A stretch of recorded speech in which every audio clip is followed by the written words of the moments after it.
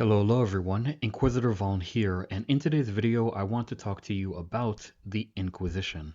I mean, considering that I am Inquisitor Vaughn and the channel already has an inquisitorial theme to it, you'd figure that a video on the Inquisition would be the first video I'd make, but here we are, 3 years later, finally making a video about it.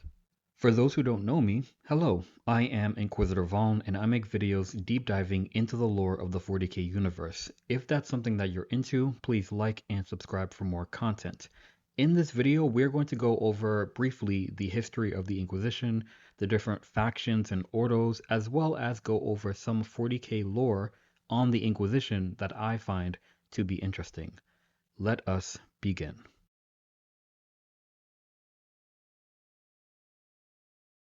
In Warhammer 40k, the Inquisition is an organization of secret agents that are tasked with investigating and combating heresy in the Imperium of Man.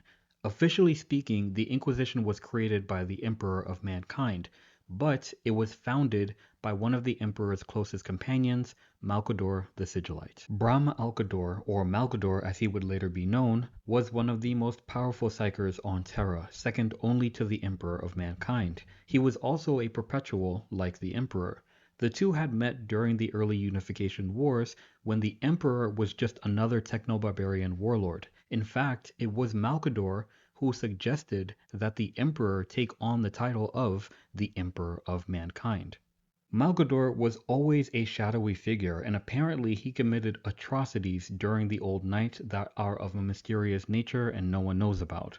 While he frequently served as an emissary of the Emperor during the Unification Wars, he didn't really like the spotlight too much. Despite this, the Emperor granted Malcador many privileges and a lot of power during the Great Crusade, and as it spread across the stars, Malcador would stay on Terra for the most part, with good reason. Malcador was a Sigillite, a member of a secret order that was committed to preserving human history and technology since before the Age of Strife. Perhaps it's because of this that Malcador was made the Lord of Terra by the Emperor of Mankind. Malcador would create the Imperial Administratum, the imperial government basically, which would add organization and structure to humanity as it reconnected itself amongst the stars. While the Emperor and his Space Marine legions conquered the galaxy through war, Malcador the Sigillite was the foundation to the Emperor's political power, basically. When the Horus Heresy happened, Malcador stayed loyal to the Emperor, helping Rogal Dorn fortify the Imperial Palace, and even becoming the master of assassins. The Sigillite added his cunning to the war effort by sending multiple assassins to kill the corrupted Primarch Horus Lupercal. All attempts at killing Horus in this way failed, and the Emperor would eventually tell Malcador to cease in those efforts. Basically, what I'm saying is, Malcador pulled the strings. He was an extremely influential figure, and almost all Imperial organizations owe their existence and power to him, especially the Inquisition. Nearing the end of the heresy, the Emperor would task Malcador with finding individuals with an inquisitive mind to root out heresy buried deep in the Imperium. The loyalty of these individuals to the Emperor was paramount, and it's for this reason that 8 of the candidates that Malcador gathered were actually Space Marines, and some of them were from the traitor legions who remained loyal to the Emperor. The remaining 4 were Imperial authorities from the Administratum.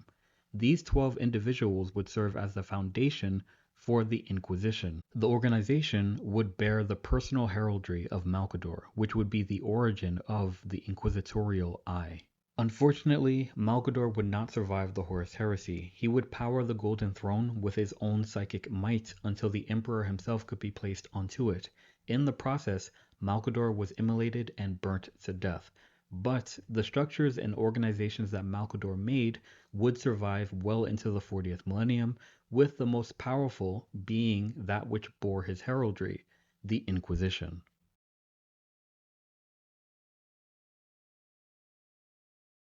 While the Inquisition is referred to as an organization, a more accurate description of it is a collective of networks centering around extremely powerful figures called Inquisitors.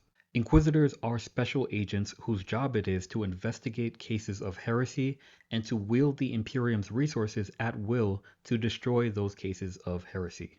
Most Inquisitors start out as regular humans in some way that enter the service of another Inquisitor, often as their servant or their acolyte. Previous to that, they might have been gang members, hive nobility, survivors of a conflict, priests, etc. Whatever they were, they had to have some sort of value to another inquisitor in some way. As a recruit puts in more work for the Inquisition, they follow all orders, and they survive the work that they have to do, they rise in rank and recognition from acolyte to throne agent, all the way up to being an actual inquisitor. Acolytes of a certain rank are allowed to bear the inquisitorial rosette, the symbol of the Inquisition, which is one of the greatest honors a recruit could hope to achieve short of becoming an actual inquisitor. Generally speaking, inquisitors are divided into two groups based on their school of thought: Puritan and radical. Puritan-minded inquisitors are basically traditionalists. They go about their work with a very black and white view of the Imperium, what counts as heresy, and what the Inquisition stands for. More times than not, they are extremists in some way, highly zealous in the belief that they are performing the will of the God Emperor. They are some of the more scary inquisitors because they are bold, uncompromising, and aggressive. Radical inquisitors are those agents that dwell in the gray space of morality of right and wrong. They are more innovative, flexible, and willing to use untraditional means of accomplishing their goals.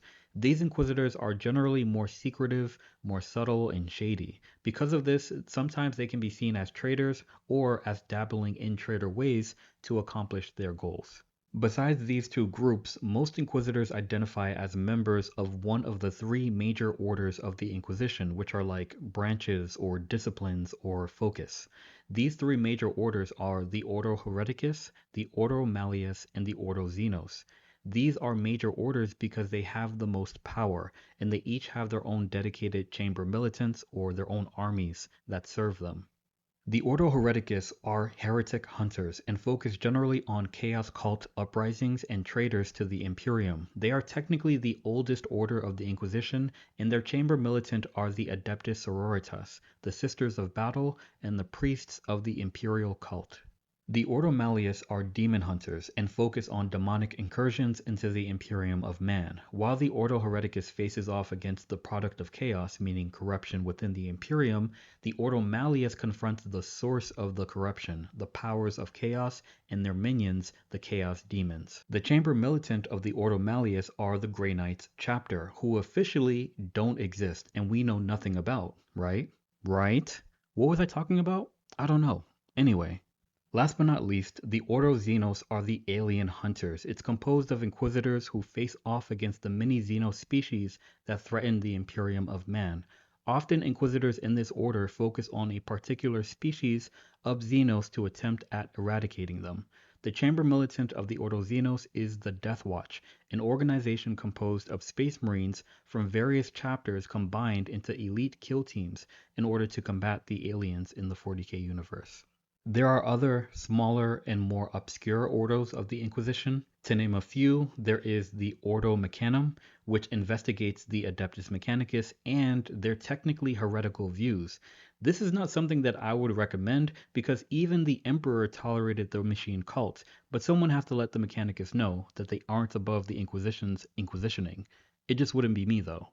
There's the Ordo Hydra, which is like the offshoot of the Illuminati. And yes, in 40K, the Illuminati exist and they fight chaos. They're not really an Ordo, but a conclave or a cabal of really powerful inquisitors who are committed to destroying chaos no matter what. There's the Ordo Originatus, who strive to uncover the truth behind Terra's myth and legends. And there's the Ordo Redactus, whose sole purpose is to create lies about the history of the Imperium.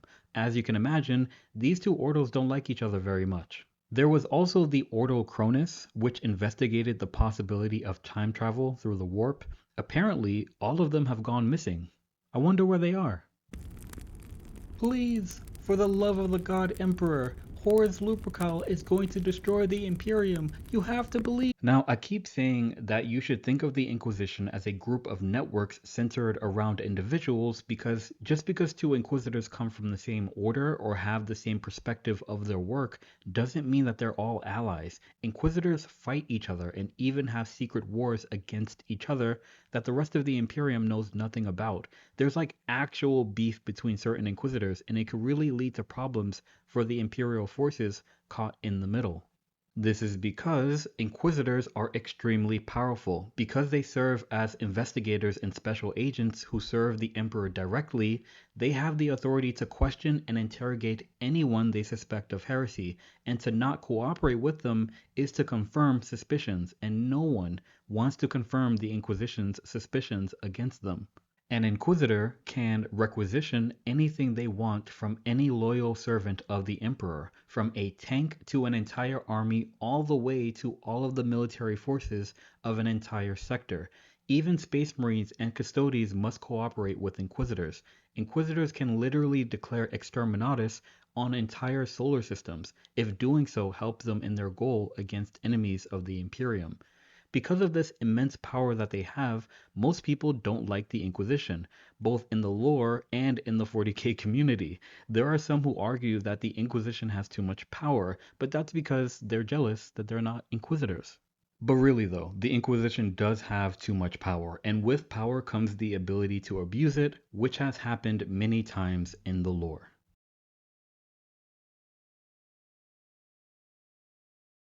There have been many noteworthy inquisitors in the Imperium of Man. Some of them have become really popular, such as Gregor Eisenhorn of the Ordo Xenos, who is perhaps the most famous inquisitor in 40K. There's Inquisitor Katarina Greyfax of the Ordo Hereticus, who was tasked by the Primarch Robute Guilliman himself to investigate the Great Rift. There's Inquisitor Torquemada Codiaz, who is featured in the new Imperial Agents Codex and recently received a new model by GW.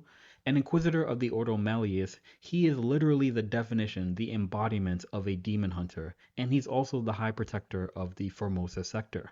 And there are so many others, right? But in this part of the video, I want to talk about my personal favorite Inquisitor along with the project that they were connected to. Inquisitor Solomon Locke of the Ordo Xenos and the Anphilian Project. The best way to describe the Anphilian Project is to compare it to the movie Jurassic Park, right? Visualize Jurassic Park, but just set in the 40K universe. And instead of dinosaurs, it's Tyranids. The Anphilian Project was a secret project initiated by the Ordo Xenos branch of the Inquisition in order to analyze and understand the Tyranid threat to the Imperium. So both living and dead samples of the species were collected on the moon Beta Anphilion 4, and the point was to try and find a weakness in the species. Progress seemed to be going well until contact with Anphilion's facilities was lost. An inquisitor by the name of Solomon Locke was sent by his master to Anphilion. Solomon Locke was a well-known inquisitor of the Ordo Xenos who had been rapidly aged due to his fight against the Harad Xeno species in the Chincheri system. To accompany him, he brought a detachment of Elysian drop troops, the Cadian 226th, some Adeptus Mechanicus forces led by a Magos biologist, and a task force of the Red Scorpions Space Marine chapter, just in case.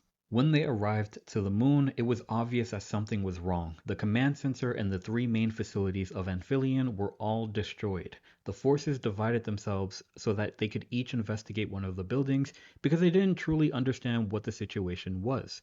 First, the Space Marines of the Red Scorpions swept through the facilities, going through each of the laboratories. They uncovered that the specific purpose of the Anphilion project was to figure out ways to counteract the Tyranid's ability to rapidly evolve. Each of the facilities had containment areas for each of the small Tyranid species that they had gathered. But when one of the Tyranid species evolved to grow wings, that population was destroyed, which set off a chain reaction in the species present. The Tyranids in one of the containment areas vanished completely. Then, somehow, the fences of the third containment area failed, and the Tyranids being held there ran into the jungles and swamps of the moon until they increased in number. When they did, they returned and overran the facility, killing nearly all of the 300 scientists present. The Red Scorpions themselves were attacked multiple times by the Gene Stealers during their investigation. At first, the objective was to turn on the power generators to the facilities, so the Elysian drop troops protected maintenance servitors as they worked on the generators, but they soon were attacked. The Elysians were able to hold back the Tyranids until this part of the mission was complete. But the mission pretty much went downhill from there. The Cadians and Amphilyans' laboratories were overwhelmed and slaughtered by the Tyranids. The command complex where Solomon Locke and more Elysians were located was attacked by Raveners and a Trigon. Everyone still alive tried to get to the complex to protect the Inquisitor, but they weren't able to. The Red Scorpion's flyers made their way to the facility, but were blown out of the sky by Tyranid biospores, and the remaining Cadian and Elysian drop troops were attacked by Tyranid Harridans. In defiance against Solomon Locke's orders, the Red Scorpions sent a rescue team to recover the Terminators that had been shot out of the sky, and were successful in doing so. But after this, the Red Scorpions chapter received a direct order from the Ordo Xenos superiors to abandon both the facility and Inquisitor Locke. So they did. They left the Inquisitor and the remaining survivors on the overrun moon. Solomon Locke had a servitor with him that recorded his final moments, and an astropath that sent those records to Lord Various, Inquisitor Locke's master. At the end of his life, Solomon Locke successfully killed a Tyranid biotitan called a Hierophant, only to see two more marching behind it through the ammonia mist of the moon. After that, Solomon Locke was killed, and the Imperium lost all contact with the world. This is my favorite inquisitorial story and operation ever because it's just so cool, and it's a relic of the glorious past of Warhammer 40k and the Forge World studio. Not only did Forge World create the terrain for the Amphilean project, but they also created miniatures for Solomon Locke and his retinue, the Chapter Master and upgrades for the Red Scorpions, the Elysian drop troops, and several different species of Tyranids that evolved on Amphilean for the community to use. Sadly, most of these miniatures and terrain sets are no longer produced by Games Workshop.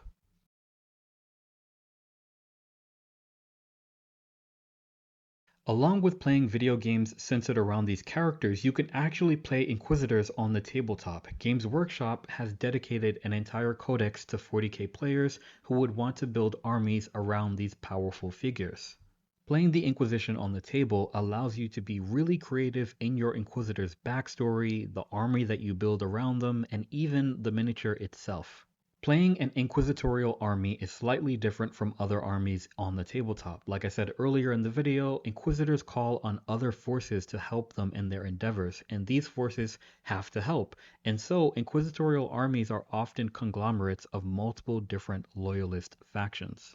You can either attach an inquisitorial retinue to your existing army or build an army around your inquisitorial retinue. The difference is that if you attach a retinue to your existing army, that retinue gains access to your army's vehicles and ability to act as HQs. For example, if you already have an Astra Militarum army and you attach an Inquisitor in their group, that Inquisitor can use the army's vehicles and can even be attached to the army's units.